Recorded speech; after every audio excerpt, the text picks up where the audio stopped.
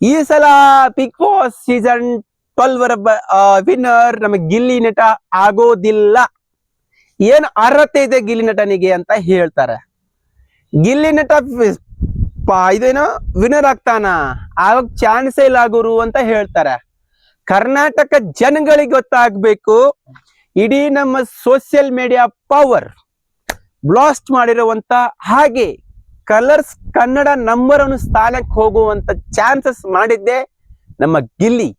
ಆದ್ರೂ ನಮ್ಮ ಗಿಲ್ಲಿ ಈ ಸಲ ವಿನ್ನರ್ ಆಗೋದೇ ಇಲ್ಲ.